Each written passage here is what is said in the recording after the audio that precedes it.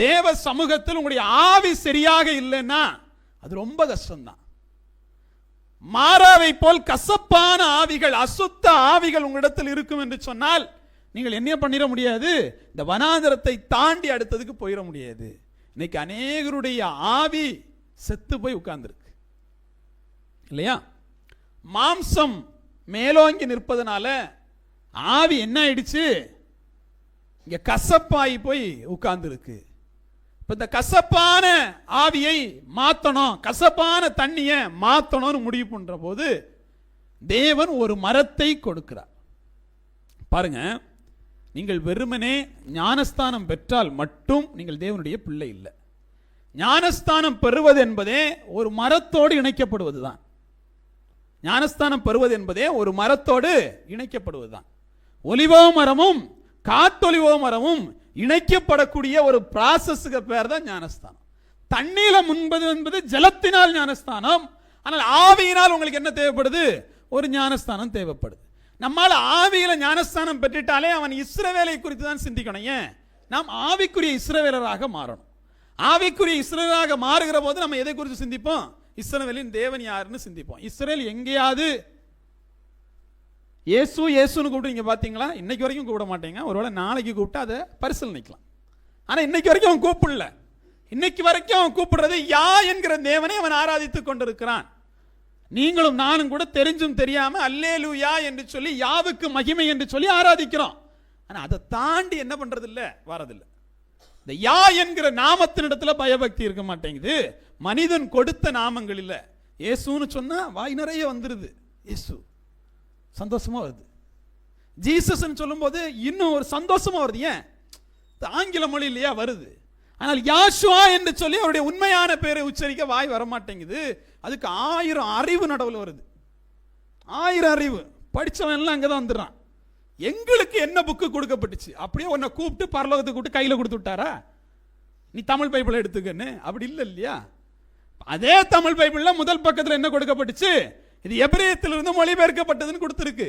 அப்போ ஒரிஜினல் புத்தகம் எங்க இருக்கோ அதை தேடி ஓட வேண்டியது யாருடைய தேவையா இருக்கு, அவருடைய பிள்ளைகளுடைய தேவையா இருக்கு இல்லையா? இப்ப உதாரணத்திற்கு ஒரு பிள்ளை பிறக்கிற போது தன்னுடைய தகப்பன் பக்கத்தில் இல்லை, தாயும் பக்கத்தில் இல்லை.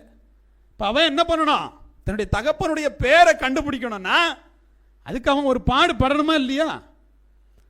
அதற்கான மெனக்கீடு தேவையா இல்லையா?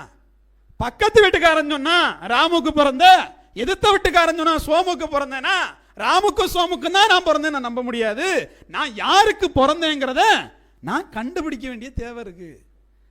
அப்ப தேவனுடைய பேர் என்பது என்னங்கிறத எனக்கு ஆறுமுக நாவலர் சொன்னா நான் இயேசுன்னு போட்டுக்கிறேன் அப்படின்னு நான் என்ன பண்ண முடியாது, போட முடியாது. ரோமன் கத்தோலிக்கர்கள் ஈசோஸ் என்கிற பெயரை அறிமுகப்படுத்தினார்கள்.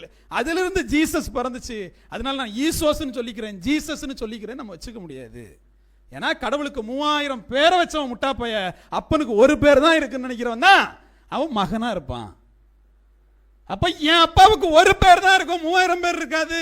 மொழி 3000 இருக்கலாம், ஆனா பெயர் ஒன்னா இருக்கும்னு சொல்லிட்டு அந்த மூல பெயரை தேடி போக வேண்டியது அவருடைய உண்மையான பிள்ளைகளுக்கு, இஸ்ரவேல் ஜனத்திற்கு அது தேவையா இருக்கு. இப்ப நீங்கள் ஆவியில் இணைக்கப்படுகிறீர்கள் என்று சொன்னா உடனே என்ன பண்ணுவீங்க, யாவாகிய தேவனை நீங்கள் பற்றி கொள்வீர்கள், அவர் யாஷுவா என்று சொல்லி நீங்கள் ஆராதிக்க ஆரம்பிப்பீர்கள். அதனாலதான் இந்த வனாந்திரத்தில் ஒரு வேறுபட்ட ஆவி உங்களுக்கு தேவைப்படுது. இப்ப கசப்பான ஆவியோட நிறைய பேர் ஞானஸ்தானம் எடுத்திருக்கிறீங்க. இயேசு நாமத்திலேயோ பிதாகுமாரன் பரிசுத்த ஆவி நாமத்திலேயோ அல்லது இதர நாமத்தில் இல்லையா? அமெரிக்காவில் போயிட்டீங்கன்னா ஜீசஸ் என்கிற நாமத்தில் உங்களுக்கு ஞானஸ்தானம் கொடுத்திருந்திருக்கலாம்.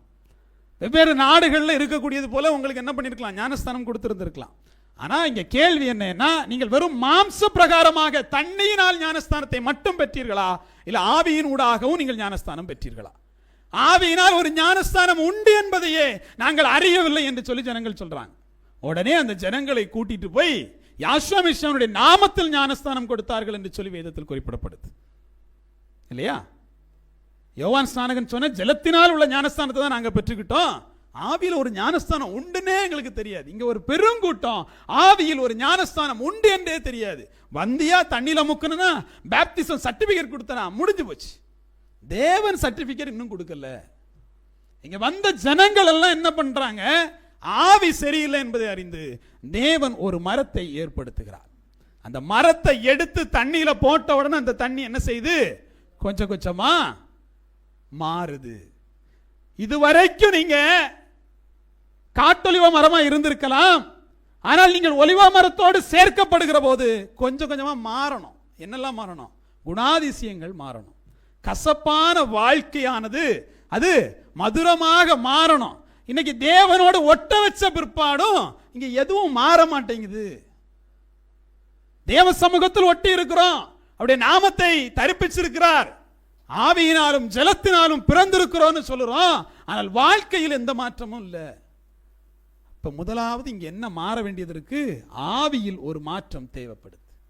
குணமாக்குதல் என்பது சரீரத்திலிருந்து ஆரம்பிக்கப்படுவதல்ல, அது ஆவியிலிருந்து ஆரம்பிக்கப்படுதல்.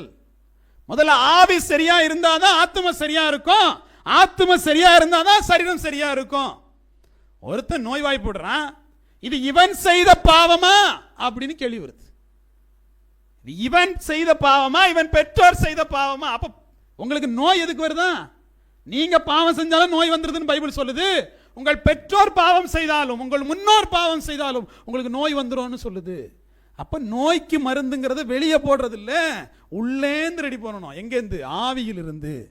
தேவன் கொடுத்த ஆவி இன்னைக்கு எப்படி இருக்குது? பழுதாய் போய் இருக்குன்னா முதல்ல ஆவியிலிருந்து சரி பண்ண வேண்டிய தேவை இருக்கு. கசப்பா இருந்துன்னா அதை மதுரமா மாற்ற வேண்டிய தேவை இருக்கு. அப்ப இங்க இருக்கக்கூடிய தேவ பிள்ளைகளுடைய ஆவிகள் எல்லாம் இப்ப என்ன செய்யணும்? இந்த வனாந்திரத்துல முதல்ல சரி செஞ்சுட்டு தான் அடுத்த இடத்துக்கு போகணும். பாருங்க, இந்த சூர் வனாந்திரத்துல அது சரி செய்யப்பட்டிருது. அடுத்தபடி அதோட தொடர்ச்சியான வசனத்தை நீங்க வாசிங்க. இஸ்ரவேல் புத்திரராகிய சபையார் எல்லோரும் ஏலிமை விட்டு பிரயாணம் பண்ணி எகிப்து தேசத்திலிருந்து புறப்பட்ட 2ஆம் மாதம் 11ஆம் தேதியிலே ஏலிமுக்கு சீனாய்க்கும் நடுவே இருக்கிற சீன் வனாந்திரத்தில் சேர்ந்தார்கள்.